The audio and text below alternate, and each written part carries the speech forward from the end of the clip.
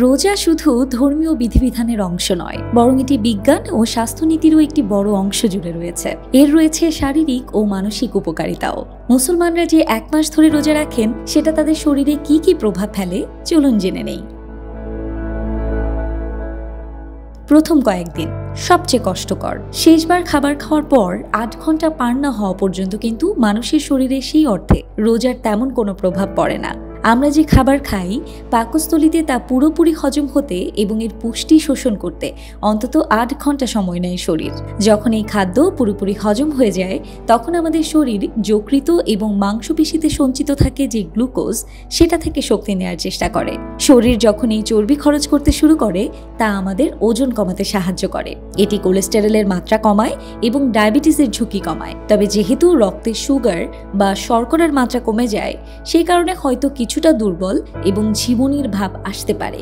এই সময়টাতেই আসলে শরীরে সবচেয়ে বেশি ক্ষুধা লাগে।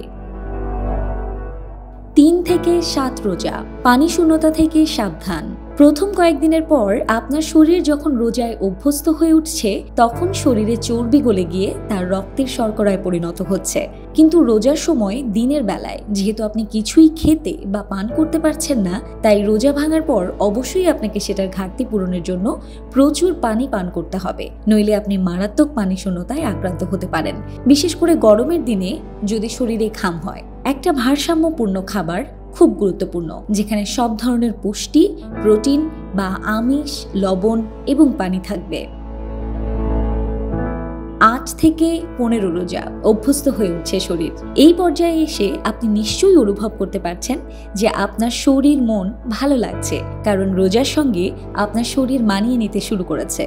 সাধারণত দৈনন্দিন জীবনে আমরা অনেক বেশি ক্যালোরিযুক্ত খাবার খাই এবং এর ফলে আমাদের শরীর অন্য অনেক কাজ ঠিকমতো করতে পারে না। যেমন ধরুন, শরীর নিজেই নিজেকে সারিয়ে তুলতে পারে, কিন্তু রোজার সময়ে যেহেতু আমরা না খেয়ে থাকছি, তাই শরীর তখন অন্যান্য কাজের দিকে মনোযোগ দিতে পারে। কাজেই রোজা কিন্তু শরীরের জন্য বেশ উপকারী।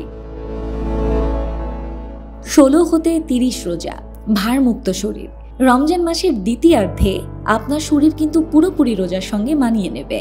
আপনার শরীরের পাচকতন্ত্র, যকৃত, কিডনি এবং দেহত্বক এখন এক ধরনের পরিবর্তনের ভেতর দিয়ে যাবে। সেখান থেকে সব দূষিত বস্তু বেরিয়ে আপনার শরীর যেন শুদ্ধ হয়ে উঠবে। এই সময় আপনার শরীরের অঙ্গ প্রত্যঙ্গ তাদের পূর্ণ কর্মক্ষমতা ফিরে পাবে।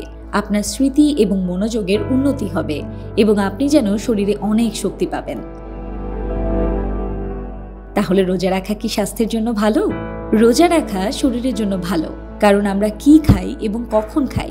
যারা আলস্য ও গোড়ামির কারণে এবং অতি ভোজনের কারণে নিজেদের সংরক্ষিত জীবনী শক্তিকে ভারাক্রান্ত করে ধীরে ধীরে আত্মহত্যার দিকে এগিয়ে যায়, রোজা কিন্তু তাদেরও এই বিপদ থেকে রক্ষা করে।